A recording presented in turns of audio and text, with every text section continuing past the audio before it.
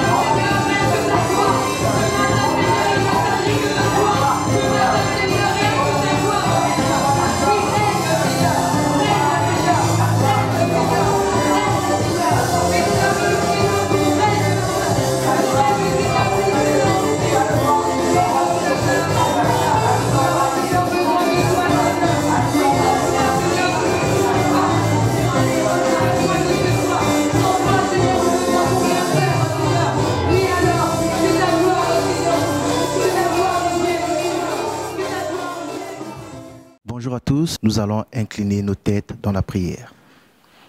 Père, je remets ce moment en tes saintes mains, Saint-Esprit, prends le contrôle de ce moment et fais du bien à ton peuple. Que le message soit dispensé selon ce que tu avais prévu, que rien de moi ne puisse apparaître, mais que seul toi, Saint-Esprit, tu puisses parler à ce peuple qui est réuni pour toi. Au nom de Jésus-Christ, j'ai ainsi prié. Amen. Je vais nous inviter à prendre nos Bibles. Nous allons dans le livre de Juges et nous lirons essentiellement dans le 16e chapitre. Nous allons dans le livre de Juges, le chapitre 16, et nous allons faire la lecture en deux séquences. Nous allons lire premièrement les versets 20 à 21 et ensuite nous lirons les versets 26 à 31. Donc nous sommes dans le livre de Juges, le chapitre 16, nous prenons la première lecture, les versets 20 à 21. La Bible déclare, elle dit alors, les Philistins sont sur toi, Samson.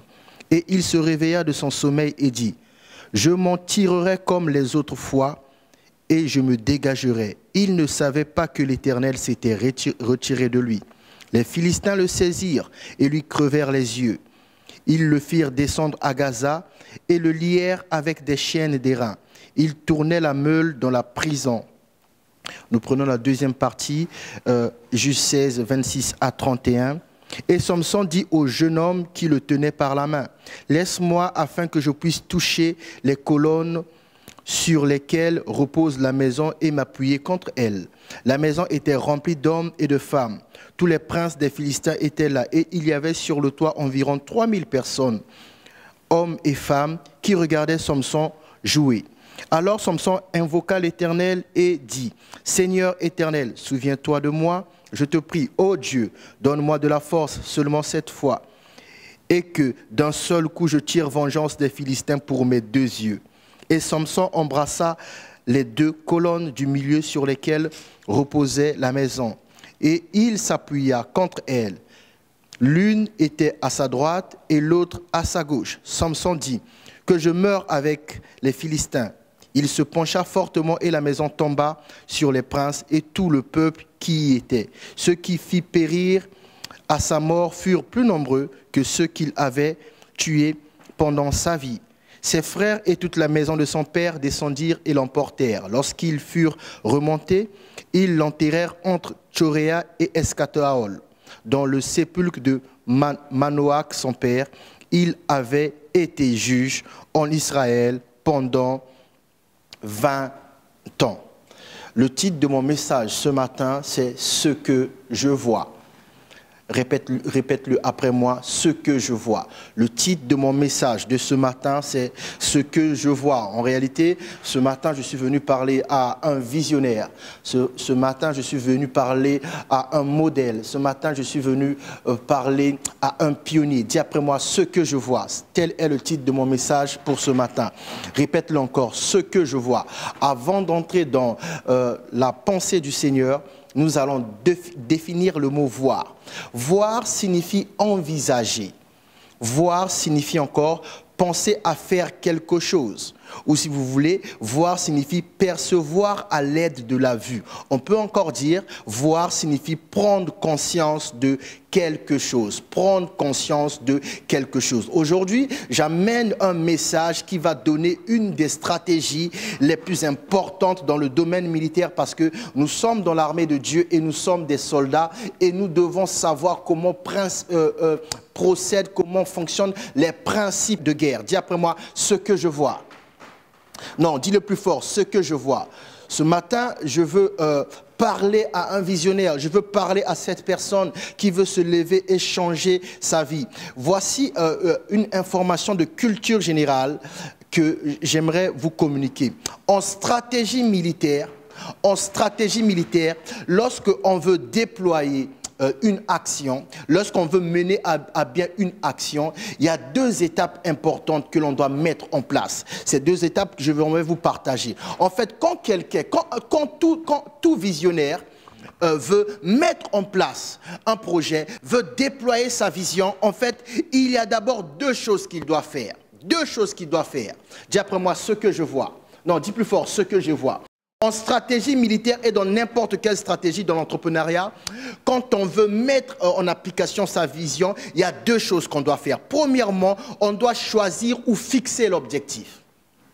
Donc, j'ai une vision, j'ai une pensée, je dois choisir et fixer l'objectif. Ça, c'est la première des choses à faire. La deuxième des choses à faire, c'est maintenir l'objectif. Et c'est là que beaucoup tombent. Maintenir l'objectif. Beaucoup fixent un objectif et en deuxièmement, ils cherchent à mettre en œuvre des moyens pour atteindre l'objectif. Non, non, non. Premièrement, on fixe l'objectif. Deuxièmement, on maintient l'objectif. Et troisièmement, on peut maintenant commencer à mettre les choses en œuvre pour atteindre cet objectif.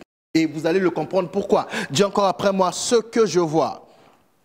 Non, dites plus fort, ce que je vois. Nous allons parler de l'histoire de Samson et accessoirement de l'histoire de Jacob si Dieu nous en laisse le temps. Samson était envoyé sur la terre pour un but. D'accord? Et le but a été communiqué à ses parents. Le but avait été communiqué à ses parents pour que ses parents, à leur tour, puissent communiquer le but à Samson. De telle sorte que Samson, ayant reçu le but, doit maintenir le but pour atteindre l'objectif. Mais vous allez voir, dans l'histoire de cet homme qui était un grand héros, un visionnaire, une personne d'une haute importance, mais il n'a pas su faire les choses correctement. Pourquoi? À un moment, il a cessé de voir. Dis après moi ce que je vois. Non, dis le plus fort, ce que je vois. On va lire l'objectif que Dieu a donné sur la vie de Samson, parce que vous tous qui me regardez, vous qui êtes sur la terre, il y a un objectif caché derrière votre présence sur la terre. Nous allons lire ce que Dieu a fixé comme objectif sur la vie de Samson. Nous sommes dans Juge 13. Juge 13, nous allons lire les versets 2 à 7. Juge 13, les versets 2 à 7. Écoutez ce que dit la parole du Seigneur. Il y avait un homme de Tchoréa, de la famille des Danites, c'est-à-dire de la tribu de Dan. Il y avait un homme de Tchoréa, de la famille des Danites, et qui s'appelait Manoach. Sa femme était stérile et n'enfantait pas. Un ange de l'Éternel apparut à la femme et lui dit, « Voici, tu es stérile et tu n'as point d'enfant. Tu deviendras enceinte et tu enfanteras un fils. Maintenant, prends bien garde, ne bois ni vin, ni liqueur forte, et ne mange rien d'impur, car tu vas devenir enceinte, et tu enfanteras un fils. Le rasoir ne passera point sur sa tête, parce que cet enfant sera consacré à Dieu dès le ventre de sa mère. Et ce sera lui qui commencera à délivrer Israël de la main des Philistins. » Vous avez entendu l'objectif? Ce sera lui qui commencera à délivrer Israël de la main des Philistins. La femme allait dire à son mari, « Un homme de Dieu est venu vers moi, et il avait l'aspect d'un ange de Dieu, un aspect redoutable. Je ne lui ai pas demandé d'où il était, il ne m'a pas fait connaître son nom. Mais il m'a dit, tu vas devenir enceinte et tu enfanteras un fils. Et maintenant, ne bois ni vin, ni liqueur forte, et ne mange rien d'impur, parce que cet enfant sera consacré à Dieu dès le ventre de sa mère jusqu'au jour de sa mort. Cet enfant sera consacré à Dieu dès le ventre de sa mère jusqu'au jour de sa mort. » Donc quand l'ange apparaît à la maman de Samson, l'ange donne l'objectif. L'ange donne l'objectif. Il dit que cet enfant est destiné à la perte des Philistins. D'accord? Il donne l'objectif pour que Samson plus tard soit au courant de l'objectif de sa présence sur sa terre. Il fallait que sa mère maintienne l'objectif. Donc, pour maintenir l'objectif, sa mère va raconter à Manoach ce que l'ange a dit, pour maintenir l'objectif. Donc, il y a l'ange qui donne l'objectif, il y a les parents qui reçoivent l'objectif, mais ils doivent maintenir l'objectif pour qu'on puisse atteindre l'objectif. Et quand Samson est venu au monde, on lui a dit l'objectif, toujours dans le but de maintenir l'objectif. Et vous allez voir, si vous connaissez l'histoire de Samson, toute sa vie, il n'a pas eu à boire de vin. Toute sa vie, il n'a pas eu à couper ses cheveux, sauf le moment où il a été piégé et il a coupé ses cheveux. Dis après moi ce que je vois. Non, dis plus fort ce que je vois, car je t'emmène quelque part. Ce que je vois, dis encore ce que je vois. Maintenant, quand Dieu a donné l'objectif, de la vie de Samson sur la terre, il a également donné les interdits. Et vous avez entendu les interdits. Le premier interdit, sa mère ne doit pas boire du vin et manger rien d'impur. Et lui-même, Samson aussi, ne doit pas boire du vin et manger rien d'impur. Et ensuite, le rasoir ne doit pas passer sur sa tête. Donc, il y a deux interdits principaux. Premièrement, il ne doit pas boire de liqueur forte, de vin. Et deuxièmement, on ne doit pas lui couper les cheveux. Dis après moi ce que je vois. Pourquoi on ne doit pas faire ça? Parce que Dieu voyait à travers la vie de Samson la délivrance du peuple contre les Philistins. Et Samson, à son tour, devait continuer à voir cet objectif pour ne pas passer à côté. Bien aimé, il est important, vous qui m'écoutez, vous qui avez des objectifs, il est important de maintenir l'objectif et de garder les yeux ouverts. Dis après moi ce que je vois. Parce que vous connaissez cette histoire, il a été piégé par Dalila. Mais avant d'entrer dans la profondeur des explications, j'aimerais que l'on lise aussi comment la Bible présente Dalila. Nous sommes toujours dans le livre de Juges, Juges 16, les versets 4 à 5. Là, la Bible maintenant présente Dalila. Juges 16, les versets 4 à 6. Juges 16, versets 4 à 6. Après cela, il aima une femme dans la vallée de Sorek. Dis après moi la vallée de Sorek. Dis-le encore, la vallée de Sorek. La Bible déclare, après cela, il aima une femme dans la vallée de Sorek. Elle se nommait Delilah. Les princes des Philistins montèrent vers elle et lui dirent, flatte-le pour savoir d'où lui vient sa grande force et comment nous pourrions nous rendre maîtres de lui. Nous le lirons pour le dompter et nous te donnerons chacun 1100 cycles d'argent. Delilah dit à Samson, dis-moi, je te prie, d'où vient ta grande force et avec quoi il faudrait te lier pour te dompter. Là, la Bible est en train de présenter Dalila. Dis encore après moi, la vallée de Sorek. Dis plus fort, la vallée de Sorek. Vous allez voir comment il est important pour qu'un homme maintienne ses yeux ouverts. Dis après moi ce que je vois, car je t'emmène quelque part. Dis plus fort, ce que je vois. On a dit Dalila, verset 4, après cela, il aimait une femme de la vallée de Sorek. Donc Dalila vient d'un pays, d'une vallée qu'on appelle la vallée de Sorek. Or Sorek signifie vin de choix. Sorek signifie vin de choix ou vigne, vin de choix. C'est la signification littérale du mot Sorek. La vallée de Sorek, c'est la vallée où on trouve du vin de choix. C'est-à-dire, c'est la vallée qui produit le vin. C'est-à-dire, c'est un pays producteur de vin. Qu'est-ce que je suis en train de dire? Parmi les interdits, on avait dit qu'il ne doit pas boire du vin et il ne doit pas couper ses cheveux. Mais le diable connaissait ces choses. Et le diable, pour stopper le grand visionnaire qui était Samson, le diable a envoyé Delilah, c'est-à-dire le vin sous forme de personne. Et Samson a eu à consommer Dalila. Il a eu à consommer du vin.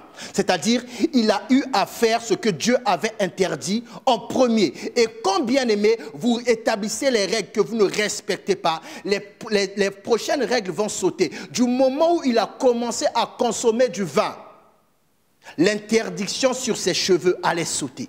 On a dit de Dalila, elle vient de la vallée de Sorek. Elle vient du pays où l'on produit le vin. Donc elle-même, c'est comme si elle est une forme personnifiée du vin.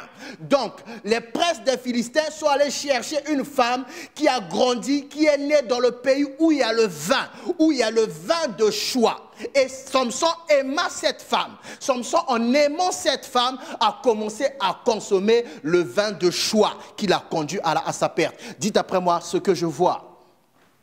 Non, dis plus fort ce que je vois. Bien-aimé, il est important. Il est important de maintenir ses yeux ouverts. Ce que je vois. Maintenant, nous repartons, bien-aimés, nous allons maintenant analyser. Nous repartons maintenant dans les versets que nous avons lus en premier. Nous sommes toujours dans le livre de Juges, au 16e chapitre. Nous allons lire maintenant les versets que nous avons lus en introduction, 20 à 21. Écoutez ce que dit la parole. Elle dit alors, les Philistins sont sur toi, Samson. Et il se réveilla de son sommeil et dit, je m'en tirerai comme les autres fois et je me dégagerai. Il ne savait pas que l'Éternel s'était retiré de lui. Vous comprenez ça?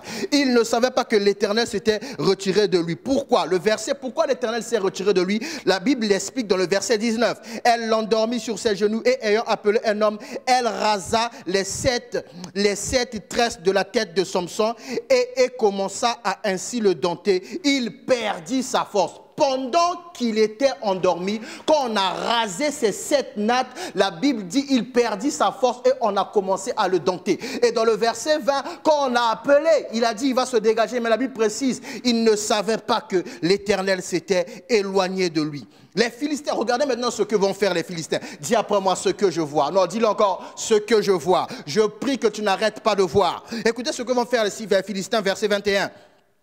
Les Philistins le saisirent et lui crevèrent les yeux. Waouh! Non, on va poursuivre, après on va développer. Les Philistins le saisirent et lui crevèrent les yeux. Ils le firent descendre à Gaza, ils le lièrent avec des chaînes d'airain, ils tournaient la meule dans la prison. Les Philistins le saisirent et lui crevèrent les yeux. Bien-aimé, on voulait savoir le secret de sa force. On lui a envoyé une femme pour l'envoûter. On lui a envoyé du vin, du bon choix sous la forme d'une belle femme. Et puis cette femme a découvert le deuxième secret, celui de couper ses cheveux. La force était dans les cheveux. La consécration était dans le fait que il ne boit pas le vin. Je répète, la force était dans les cheveux, mais la consécration était sur le fait qu'il ne devait pas boire du vin. Quand il a consommé du vin en la personne de Dalila et qu'on lui a coupé ses cheveux, il a perdu et sa consécration et sa force. Mais bizarre, quand les Philistins arrivent et quand ils le saisissent, la Bible dit, ils lui crevèrent les yeux. Bien aimé, ils lui ont déjà donné du vin, il a perdu sa consécration. Ils lui ont ôté ses cheveux, il a perdu sa force, c'est-à-dire son onction. Pourquoi alors les Philistins vont encore lui crever les yeux? Pourquoi ils vont lui crever les yeux? Dis après moi, bien-aimé, dis après moi, ce que je vois. Non, dis-le plus fort, ce que je vois. En tant que visionnaire, en tant que des personnes qui ont des ambitions, qui sont dérangées, qui savent qu'ils sont appelés à faire plus, vous devez avoir les yeux ouverts. Bien aimé, tant que vous avez les yeux ouverts, fixés sur votre objectif, rien ne pourra vous arrêter. Rien ne pourra vous arrêter. Pourquoi? En fait, quand on fixe un objectif, fixer un objectif a une capacité spirituelle de nous ouvrir les yeux. Quelqu'un qui fixe l'objectif a ouvert les yeux. Et quelqu'un qui maintient l'objectif commence à voir. Je répète, celui qui fixe un objectif ouvre ses yeux. Mais celui qui maintient l'objectif commence à voir. Et ce n'est pas fixer un objectif qui fait d'une institution une institution forte, bien aimé. Ce qui fait d'une institution une institution forte, c'est maintenir l'objectif. Voilà pourquoi dans la société, les hommes sages ont plus dire. Les hommes passent, les institutions restent. Les hommes passent, les institutions restent. Qu'est-ce qui fait que les hommes passent et que les institutions restent? C'est le fait que dans l'institution, premièrement, on a fixé un objectif, mais surtout, deuxièmement, on a maintenu l'objectif de telle sorte que les hommes peuvent venir passer, mourir, aller à la retraite. Les nouvelles personnes qui viennent trouver le même objectif, l'institution maintient l'objectif et c'est comme ça qu'une institution devient une force. Eh oui, vous qui voulez bâtir des empires, les hommes passent, les institutions restent. Une institution reste parce que, on a fixé l'objectif et surtout, on a maintenu l'objectif. C'est ça qui fait la force des grands pays. Vous allez voir, par exemple, dans le monde séculier, les gens pourront dire, mais qu'est-ce que les Américains ont contre cette région? Pourquoi ils n'aiment pas les Irakiens? Pourquoi ils attaquent toujours? Peu importe le président qui passe, les Américains en ont toujours après ce territoire. Pourquoi ils ont une dent contre ce territoire? Non, ils n'ont pas une dent contre ce territoire. Ils ont fixé un objectif. Le pétrole de cette région doit nous appartenir. Et ils ont maintenu l'objectif. Voilà pourquoi, peu importe le président qui passe, qu'il soit du même parti ou non, qu'ils aient les mêmes penchants ou non, qu'ils pensent la même chose ou non, et tous, ils veulent faire la guerre à cette partie du monde. Pourquoi? Ils ont maintenu un objectif. Pour notre prospérité, nous devons nous accaparer du pétrole de cette région. Voilà pourquoi les présidents se sont succédés et les États-Unis n'ont jamais cessé d'aller faire la guerre dans le désert. Parce qu'ils avaient maintenu un objectif, bien aimé. Ils lui crevèrent les yeux. Ils lui crevèrent les yeux. Pourquoi? Ce sont les yeux qui donnent la direction. Ce sont les yeux qui permettent de maintenir le cap. En lui crevant les yeux. Ils n'ont même pas eu peur que ses cheveux repoussent. Parce que si ses cheveux repoussent et que sa force revient, son onction revient, ça sert à quoi? L'onction d'un aveugle personne ne craint l'onction d'un aveugle. L'onction d'un aveugle ne fait peur à personne. Parce qu'avant d'attaquer, il faut d'abord viser. Et pour viser, il faut voir. Celui qui ne voit pas ne peut pas viser. Celui qui ne peut pas viser va sûrement taper à côté. Ils n'ont pas eu peur. Ils n'ont pas cherché des moyens pour que Samson, ses cheveux ne repoussent pas. Ils ont juste crevé les yeux. Parce qu'ils savent, l'onction d'un aveugle, personne ne le craint. Il peut être fort, il peut être consacré, mais tant qu'il ne voit pas, il n'a aucun objectif. Quand j'étais à la fac, il y avait un prof qui expliquait ce principe en disant « Il n'y a pas de vent favorable à un navire qui ne connaît pas son cap. » Dès que vous avez arrêté de voir, vous naviguez. Tout vent vous emporte où il veut. Et vous tournez en rond. Et vous criez à Dieu. Dieu ne vous a pas commandé d'arrêter de voir. Dis après moi ce que je vois. Non, dis le plus fort, ce que je vois.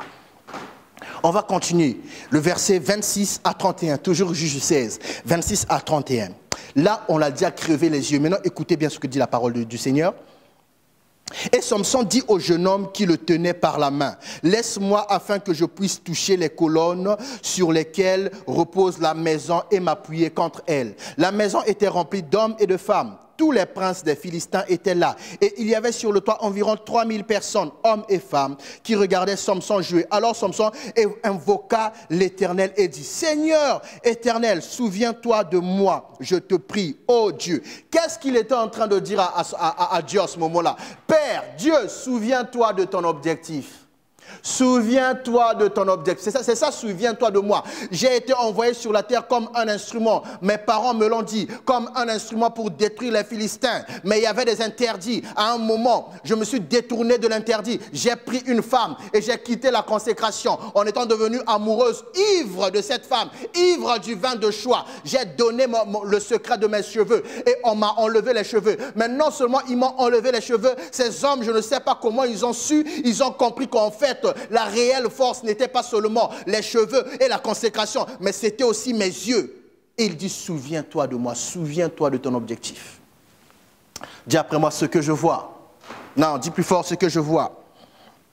Alors Samson invoqua l'Éternel et dit, Seigneur Éternel, souviens-toi de moi, je te prie, ô Dieu, donne-moi de la force seulement cette fois, et que d'un seul coup, je tire vengeance des Philistins pour mes deux yeux. Vous avez entendu? Et que d'un seul coup, je tire vengeance des Philistins. Pourquoi? Pour mes deux yeux. Samson venait de comprendre qu'en éteignant ses yeux, on avait éteint sa vie. Et en éteignant sa vie, peu importe sa force, peu importe sa consécration, il ne pouvait pas impacter. Donc il demande à Dieu de se rappeler de son objectif, de maintenir. Et il dit, pour qu'il tire vengeance à cause de ses deux yeux. Bien aimé, la chose la plus précieuse que tu as en ce moment, ce sont les yeux avec lesquels tu vas regarder. Ce sont les yeux avec lesquels tu vas rêver. Dis après moi ce que je vois. Non, dis-le bien. Que je tire vengeance pour mes deux yeux. Ils m'ont éteint les yeux. Ils m'ont empêché de maintenir l'objectif. Or, si je ne maintiens pas l'objectif, mon ministère de délivrance ne peut pas être maintenu. Seigneur, souviens-toi de moi. Dis après moi ce que je vois. Non, dis plus fort. 29. Et Samson embrassa les deux colonnes du milieu sur lesquelles reposait la maison. Et il s'appuya contre elles. L'une était à sa droite et l'autre à sa gauche. Samson dit, que je meure avec les Philistins. Il se pencha fortement et la maison tomba sur les princes et sur tout le peuple qui y était. Et ceux qu'il fit périr à sa mort furent plus nombreux que ceux qui avaient été tués pendant sa vie. Ses frères et toute la maison de son père descendirent et l'emportèrent. Lorsqu'ils furent remontés, ils l'enterrèrent entre Tchoréa et Eshtaol. Dans le sépulcre de Manoach, son père, il avait été juge en Israël pendant 20 ans. Il avait été juge en Israël pendant 20 ans. Le seul jour, en un seul jour, il en a tué plus que tout son règne, bien-aimé.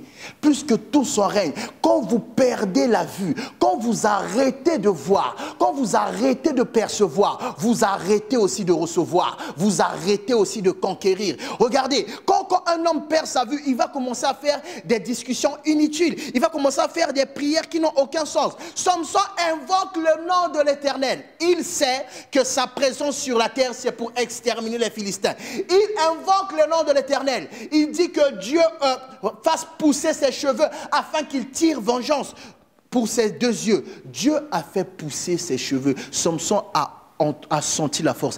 Écoutez la suite de sa déclaration. Je vais mourir, je vais mourir. Vous voyez, quand on a perdu les yeux, quand on a arrêté de voir, on commence à faire n'importe quelle déclaration. Mais qui nous arrive? Samson n'est pas mort parce que ce jour-là, Dieu voulait tuer son héros. Samson est mort parce que ce jour-là, il l'a lui-même déclaré, bien-aimé. Nous allons le lire. Il l'a lui-même déclaré. Verset 30. Samson dit que je meurs avec les Philistins. Non, Samson, ton objectif, ta raison d'être sur la terre n'était pas de mourir avec les Philistins, mais de les exterminer pour préserver le pays du danger. Et vous allez voir plus tard, la Bible raconte l'histoire d'un vaillant jeune homme qui se tenait devant un géant qu'on appelle Goliath. Et la Bible parle de ses origines en précisant que Goliath était un Philistin. David en est arrivé à rencontrer Goliath plus tard, parce qu'avant lui, des années avant, quelqu'un n'a pas su faire la bonne prière. Pourquoi? Ses yeux étaient éteints.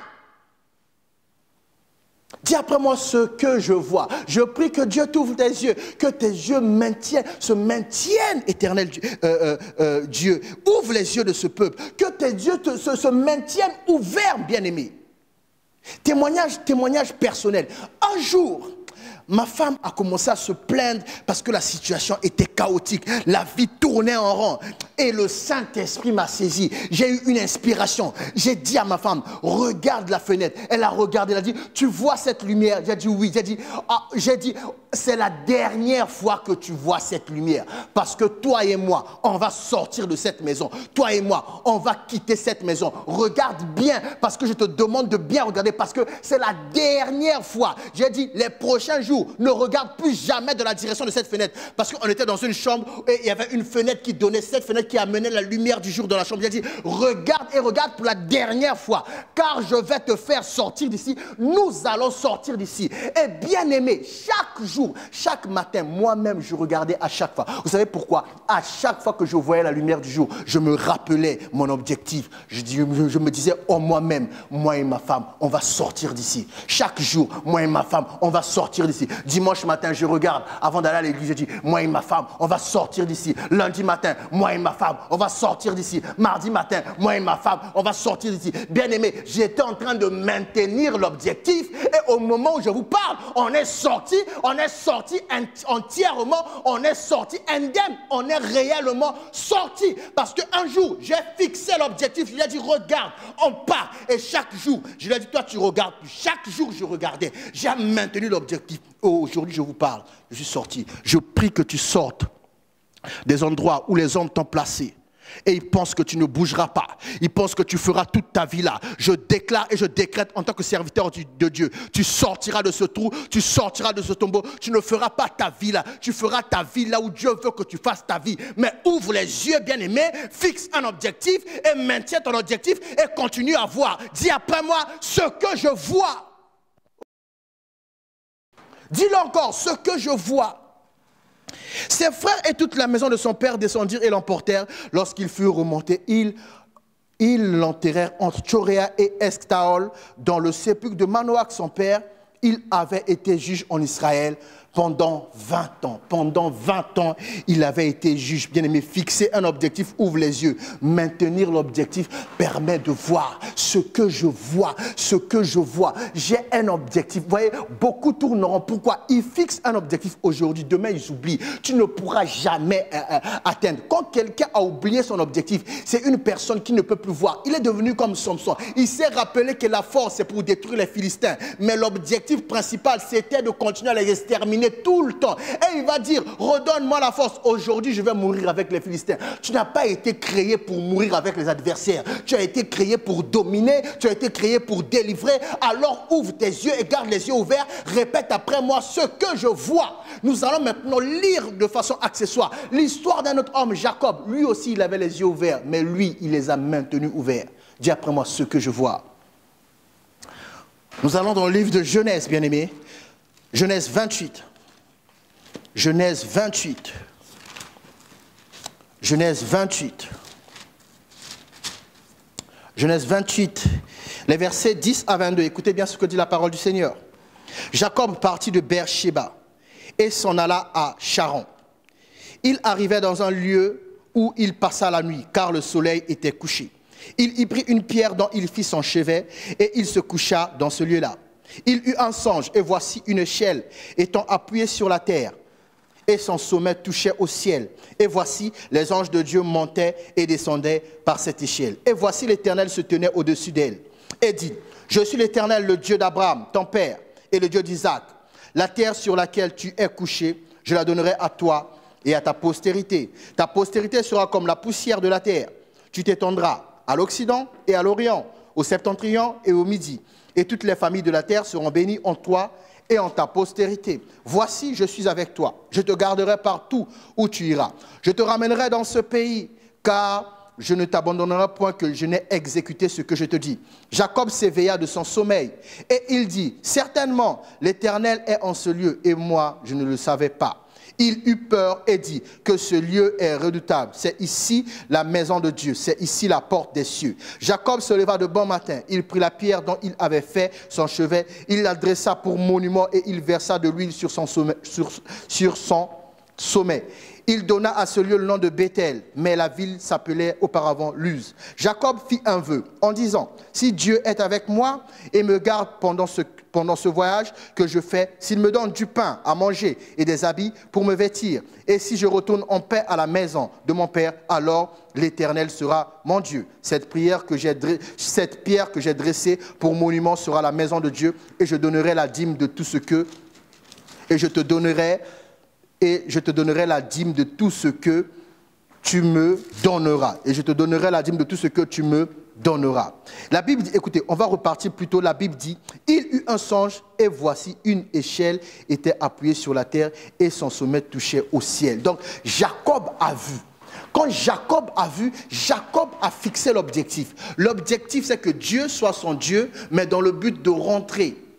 Il veut rentrer dans la maison de son père. Alors il dit, durant tout mon voyage, je veux rentrer, mais durant tout le voyage que je fais, parce que là il était d'abord dans sa position aller et non pas dans le sens retour. Il a dit, durant tout mon voyage, je ne veux ni manquer d'eau, ni de pain. Il veut manquer de rien, même les habits. Mais il a fixé un objectif.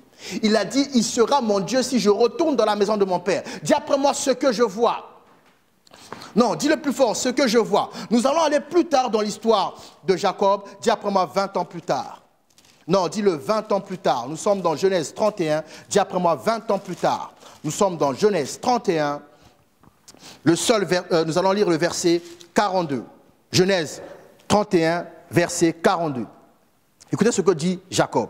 « Si je n'eusse pas eu pour moi le Dieu de mon père, le Dieu d'Abraham, celui que craint Isaac, tu m'aurais maintenant renvoyé à vide. Dieu a vu ma souffrance et le travail de mes mains, et hier, il a prononcé un jugement. » Là, en fait, Jacob a passé 20 ans à souffrir chez son oncle Laban.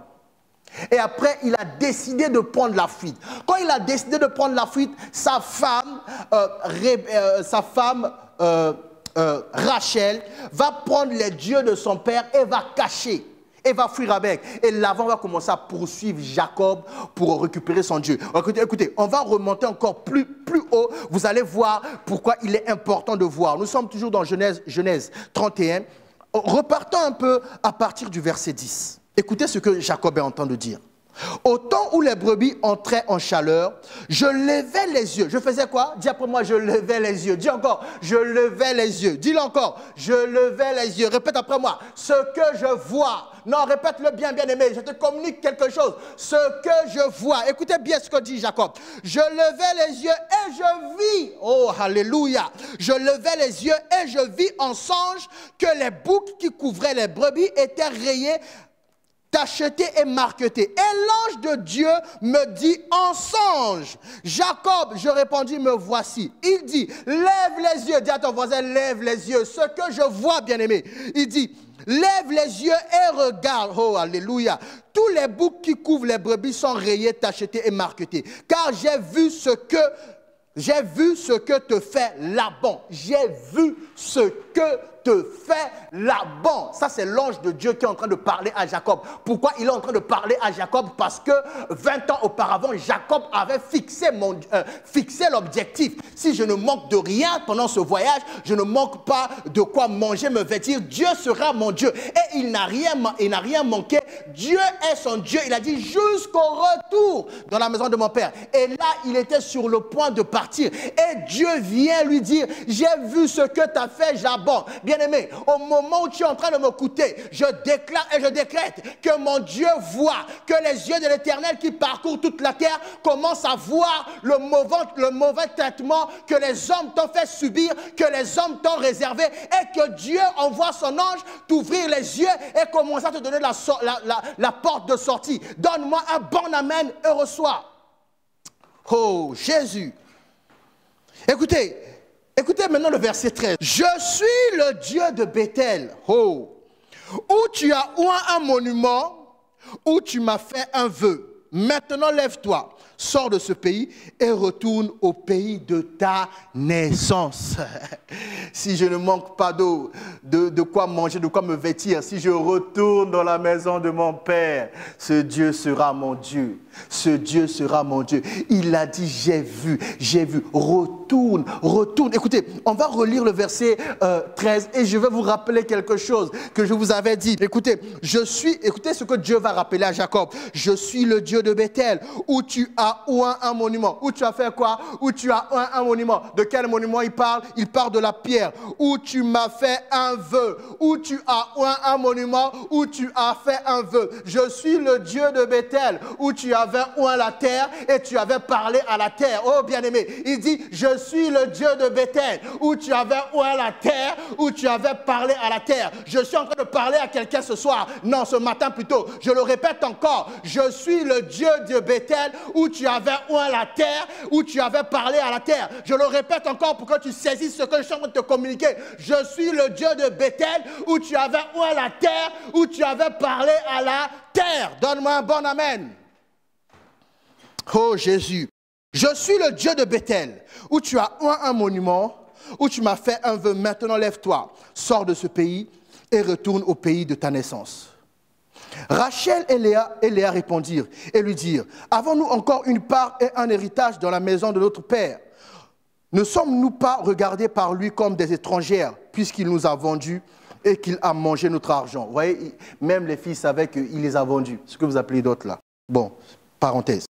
Toute la richesse que Dieu a ôtée à notre Père appartient à nous et à nos enfants. Fais maintenant ce que Dieu t'a dit. Jacob se leva et fit monter ses enfants et ses femmes sur les chameaux. Il emmena tout son troupeau et tous les brebis qu'il possédait, le troupeau qui lui appartenait, qu'il avait acquis à Padan-Aram, et il s'en alla vers Isaac son père au pays de Canaan. Tandis que Laban était allé tendre ses brebis, Rachel déroba les téraphimes de son père. Jacob trompa Laban l'araméen et en ne l'avertissant pas de sa fuite, il s'enfuit avec tout ce qui lui appartenait.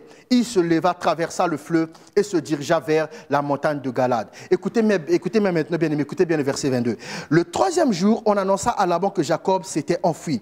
Il prit avec lui ses frères, le poursuivit 7 journées de marche et l'atteignit à la montagne de Galade. Mais Dieu, écoutez le verset 24, bien-aimé, dis après moi ce que je vois. Non, dis-le encore ce que je vois. Écoutez, la Bible dit, mais Dieu apparut la nuit en songe à Laban l'araméen, et lui dit, garde-toi de parler à Jacob, ni en bien, ni en mal. Garde-toi de parler à Jacob, ni en bien, ni en mal. Bien-aimé, j'annonce cette parole sur ta vie, que ton Dieu, alors que tu as gardé les yeux ouverts, commence à apparaître aux adversaires et leur dire, fais attention, à Jacob, on ne parle ni en bien, ni en mal. Donc Dieu est apparu à Laban pour dire à Laban, chut, oh Jésus. C'est ce qui va arriver à tous ceux qui ont voulu te dérober quelque chose. Donne-moi un amen et reçois. Verset 25. Laban atteignit donc Jacob. Jacob avait dressé sa tente sur la montagne. Laban dressa aussi la sienne avec ses frères et sur la montagne de Galade. Alors Laban dit à Jacob, qu'as-tu fait? Pourquoi m'as-tu trompé et emmènes-tu mes filles comme des captives par l'épée? Pourquoi tu as pris la fuite en cachette? M'as-tu trompé? Ne m'as-tu point averti? Je t'aurais laissé partir au milieu des réjouissances et des chants au son du tambourin et de la harpe. Tu ne m'as pas permis d'embrasser mes fils et mes filles. Ce ne sont pas tes fils et tes filles là, bon, ce sont ces femmes. C'est en insensé que tu as agi. Écoutez bien, vers le verset 29. Oh Jésus, ma main est assez forte pour vous faire du mal. Mais le Dieu de votre père m'a dit hier, garde-toi de parler à Jacob, ni en bien, ni en mal. Bien-aimé, ce n'est pas que les gens t'ont épargné. Non, le Seigneur a apparu à chacune des personnes et a dit, celui-là, ni en bien, ni en mal. Écoutez, parce que Laban est en train de dire, je suis fort, je suis capable de te faire du mal. Vous allez voir maintenant la réponse de Jacob. Nous sommes dans le verset 29. Ma main est assez forte pour vous faire de mal, mais le Dieu de votre père m'a dit hier, garde-toi de parler à Jacob, ni en bien ni en mal. Maintenant tu es parti parce que tu languissais après la maison de ton père. Pourquoi as-tu dérobé mes dieux? Vous savez, il y a des gens, ils savent que vous désirez repartir dans la maison de vos pères. Ils sont en train de mettre des stratégies pour vous garder. Non, non, non, tôt ou tard, je repartirai dans la maison de mon père. Et moi, je suis reparti dans la maison de mon père. J'ai dit à ma femme, regarde, c'est la dernière fois, on sort d'ici. Bien-aimés, on est sortis. Vous tous qui me regardez, si vous avez Dieu pour père, je prie que vous sortiez des endroits qui vous limitent et vous regagniez la maison de votre père, regagniez le lieu où votre père a établi sa résidence. Et la Bible appelle ce lieu Bethel. Reçois cette parole et donne-moi un bon amen. Oh Jésus, tu es merveilleux. Verset 30. Maintenant tu es parti parce que tu languissais après la maison de ton père. Pourquoi as-tu dérobé mes dieux? Jacob répondit et dit à Laban, j'avais la crainte à la pensée que tu m'enlèveras peut-être tes filles.